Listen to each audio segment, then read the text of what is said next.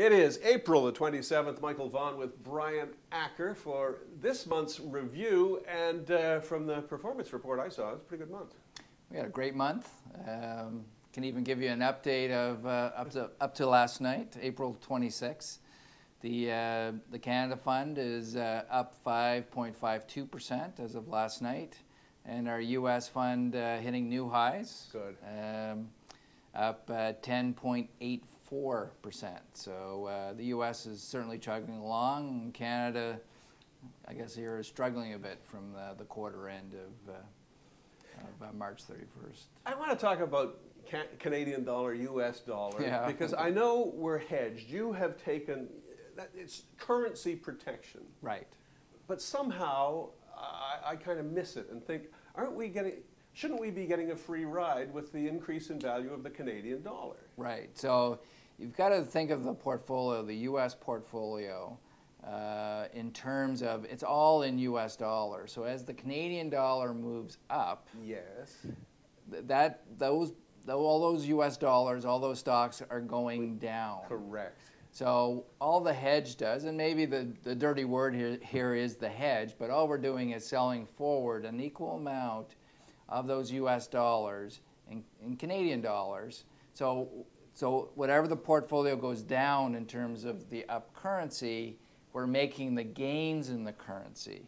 So in other words, it's flat in terms of any losses that may appear in the portfolio, because we have this instrument, if you will, this forward on the other side, making you money in terms of getting the Canadian dollar moving up, offsetting the loss that you may have in holding those U.S. denominated assets. So we call it a hedge, but it's really an offsetting, if you will, of a loss with a gain, and the net effect being you're getting the return in U.S. dollars. Right. Well, if the Canadian dollar moved 2%, we have saved that 2% of the value of the American assets. If the Canadian dollar moved, let's say, 2.6% as it did in the first quarter, your U.S. portfolio would actually be down that amount if we didn't sell forward in terms of the, and what we call it a hedge.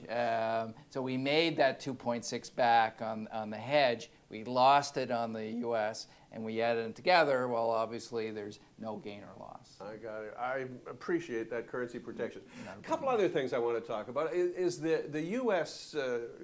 Sovereign debt. Is it going to be downgraded? Aren't there rumors that S&P was going to? Yeah, the S&P has come out and put a negative watch on it, but that's it. To me, that was a drive-by shooting.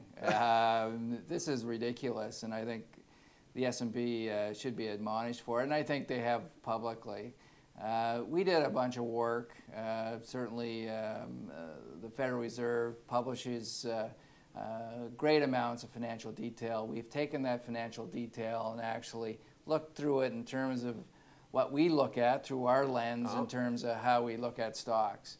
The U.S. is yes, they're going more into debt. There's no question about that. $1 trillion a year. $1.5 trillion, but they're incredibly wealthy. Yeah. The extent of that wealth is just eye-popping, and I believe that these guys can go on for a decade or more with these deficits and certainly not have any impact on what they do. So you and Paul Krugman agree. Well, if you understood what the numbers and the bigness of the numbers in terms of the wealth that the U.S. has, these guys can go on for some time. I'm not saying it's the wrong, it's the right way. They're certainly going in the wrong direction from what we want to see. But default. Never. No, it's a long ways off, and certainly shouldn't figure into your investment thesis. Well, one more macro thing I want to ask you about is the price of oil. I mean, is that has to be damaging the economy, does it not? First of all, I was on BNN last, or even just doing this last video. I don't know what's going to happen here.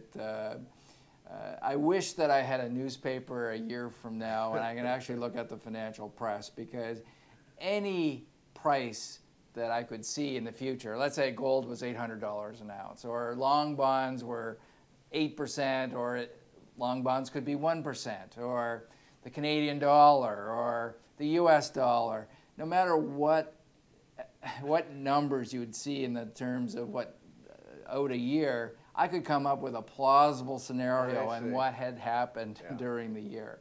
So I don't know what's going to happen, and any portfolio manager who's trying to figure it out, make a macro call, do a macro call on that, good luck to you, and see you in the loony bin. Our good news here is we're bottom up. We buy stocks at a discount, which cushions us quite a bit. When you look at our U.S. portfolio has an upside to model price of almost 60 percentage points. We can be a whole lot wrong on the macro side and still make up a lot of return in terms of that diminishing, if you will, that upside to model price from 60% maybe down to 40%. So we're not in that game. We don't have to be in the game. We're in the game of individual stocks on a systematic basis. And believe me, when I go to bed at night, I'm glad I'm in that game as opposed to the macro game. I love these sessions, Brian. I'm off to China tomorrow. I'll see you end of May. Good to see you again, Michael, and happy travels.